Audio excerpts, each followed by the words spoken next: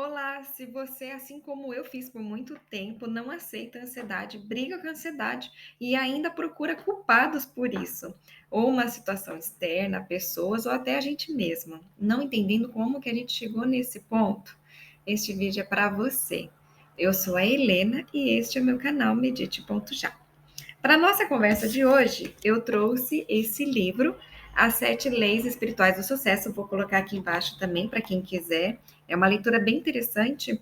E eu peguei uma parte que reflete muito sobre essa questão de ansiedade, que é a quarta lei, que nós estamos falando de leis de prosperidade, né, de sucesso, mas é muito válido para que a gente consiga também sair daquele gatilho das expectativas que a ansiedade traz.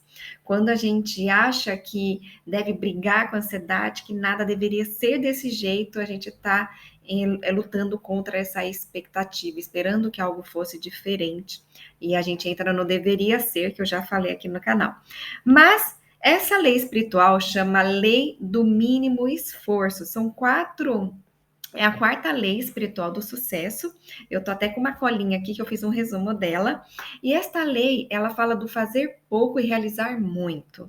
O que é muito bom para a nossa vida profissional, para a nossa vida também de prosperidade, de abundância.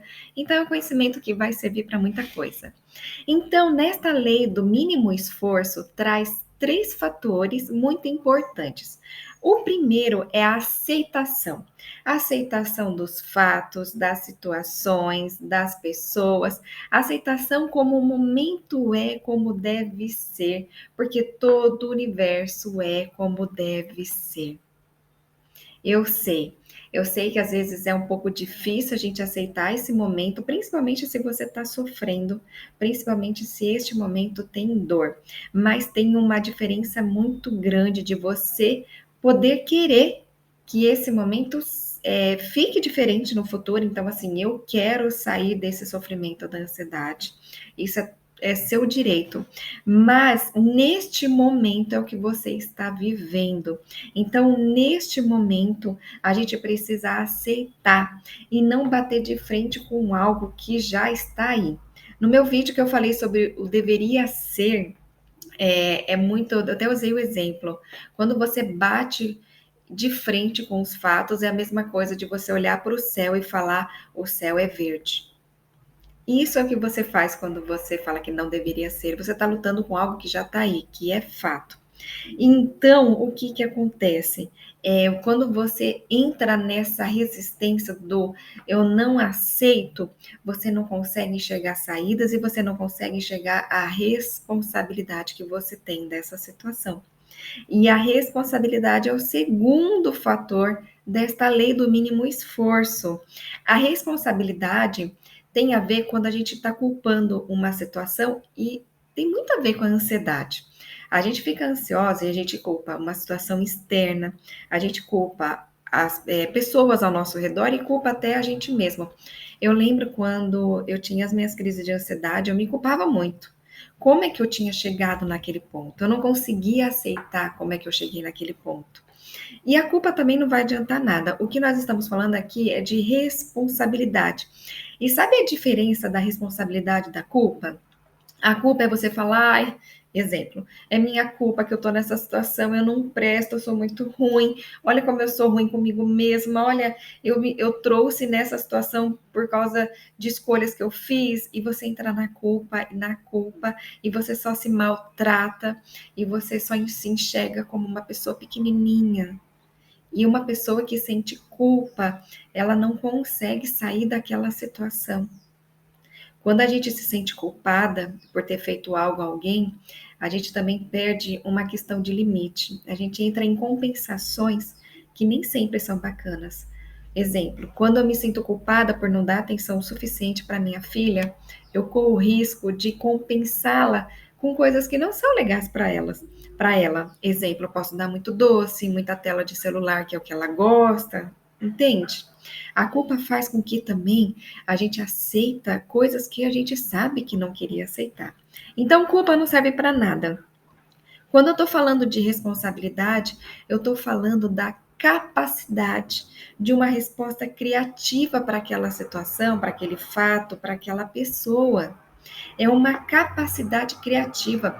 Eu entender que isso é muito importante na responsabilidade. Olha só, quando eu estou triste, com raiva, chateado com alguém, com alguma situação, eu estou reagindo a um sentimento meu sobre aquela pessoa, sobre aquela reação.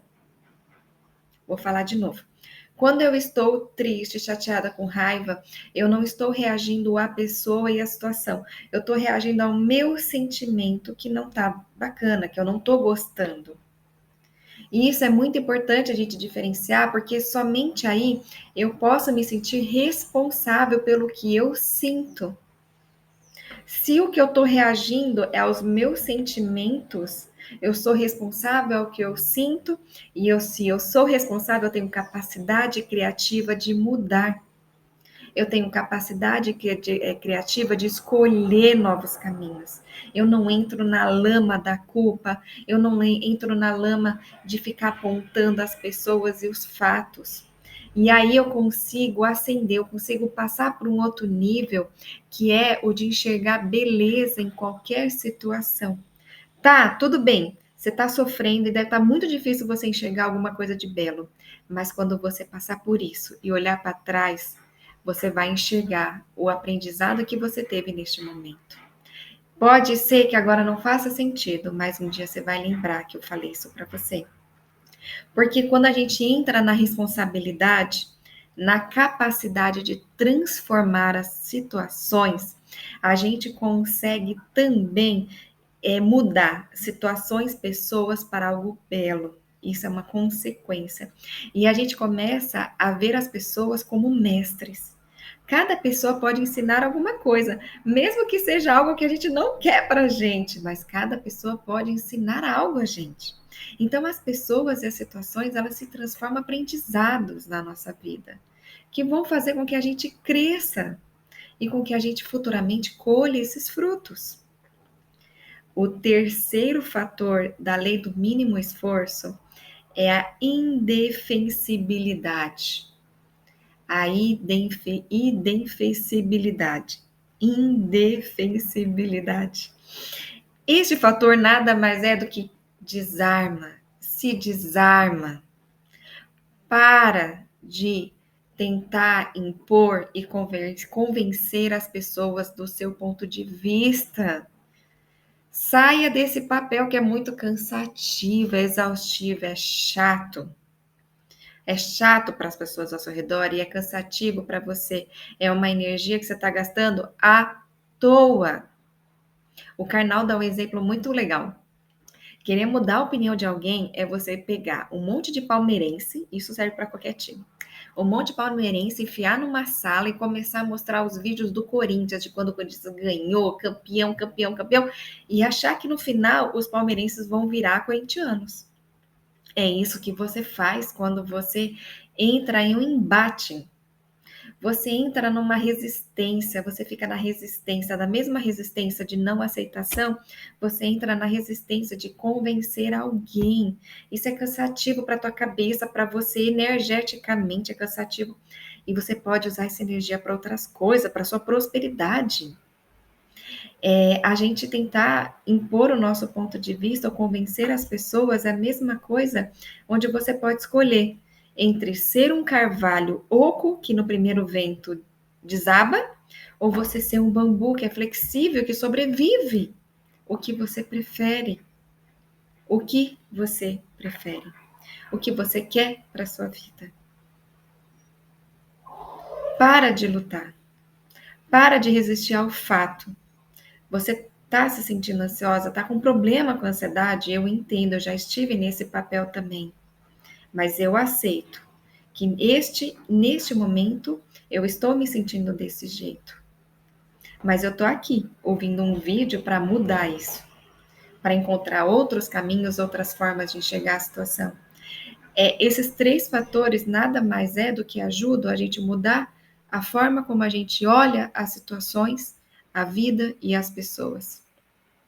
A ansiedade, ela está recheada de medo, recheada de uma sensação de incapacidade.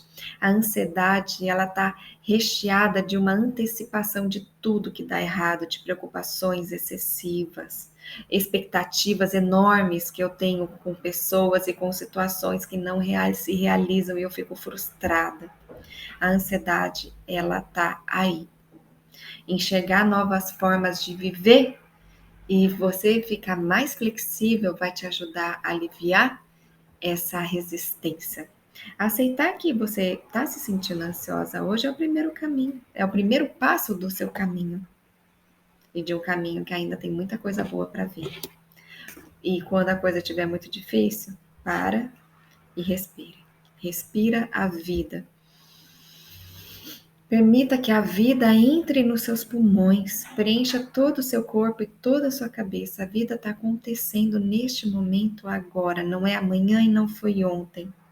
A vida está neste momento. Inspira e sinta a vida acontecendo ao seu redor. Ouça os sons ao seu redor, do carro, do cachorro, da criança, da conversa. Ouça o que está acontecendo ao seu redor. Sinta, tá frio, tá calor.